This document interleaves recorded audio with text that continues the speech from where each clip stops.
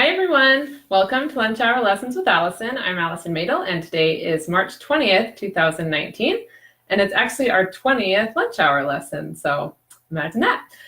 Every week on Wednesday at 12:30 I come to you live to introduce a topic related to nutrition and health that I think is interesting and give you a lesson to take with you into your daily life. If you like what you hear, be sure to comment or like this video, and as always I post a transcript of this lesson on my blog at allisonmadel.com. So this week's lesson is homemade deodorant. So as you can see, I'm back home in I'm back from Boise from my workshop, and I was teaching there, teaching nutrition, and actually I used to be a high school teacher.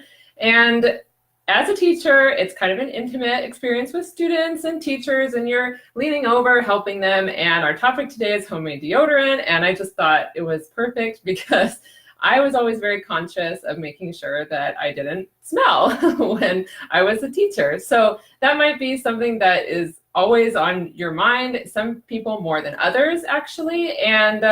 But deodorant in general is always a personal care staple. You know, when you're in middle school, you learn how to wear deodorant, and it's pretty much from there on. Both men and women, we don't want to have that odor. But there's drawbacks in the kind of the general deodorants that we can get at any store, just like the personal care products we talked about last week when we were talking about skin care in general. So if you haven't seen that one, go ahead and check that one out.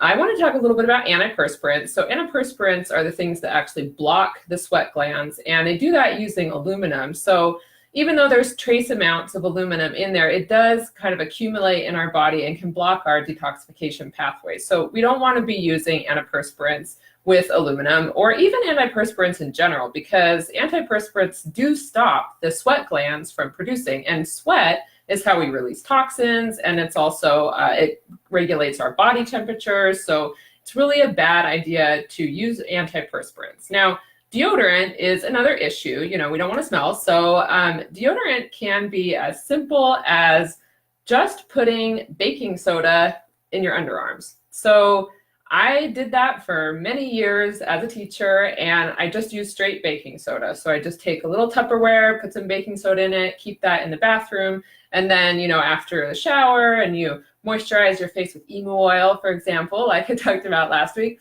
and then your fingers have some oil on them, just dip your fingers in that baking soda and just rub it on your underarms. And that's it. It doesn't stain clothing, it's super economical, and it's like the best odor fighter out there. Some people find that baking soda can be a little bit irritating to the skin, so a little later I'll talk about some ways to make deodorant without baking soda in it. And just putting deodorant, using baking soda as a deodorant is a little bit of cheating. I know I said this was going to be a homemade deodorant talk. So if you want something a little more fancy or advanced than just putting baking soda under there, you can do kind of a concoction of certain oils. So you can use coconut oil and put some baking soda in that, and then add a few drops of essential oils. Citrus ones work really well. So lemon or lime or even grapefruit or orange, those are really great. They kind of have their own odor fighting properties. And then you can actually, so you kind of heat the coconut oil a little bit, and then you put in the baking soda and the essential oils, and then pour it into a glass mason jar, one of the little shorties maybe, and stick that in the fridge and let it solidify. So that would be a way to just take a little scoop off, put it on your underarms, and that would be your homemade deodorant. If you don't want to use baking soda, there's a plethora of recipes online about non-baking soda homemade deodorant. The one I like the best is by the Mommypotamus blog. So that's like hippopotamus, but Mommypotamus. And you can just Google Mommypotamus. I think there's a link on my blog. I put that in there. And it uses arrowroot powder, shea butter, does use some coconut oil and some essential oils, and it doesn't use baking soda, and with pretty good success. So you can check that one out.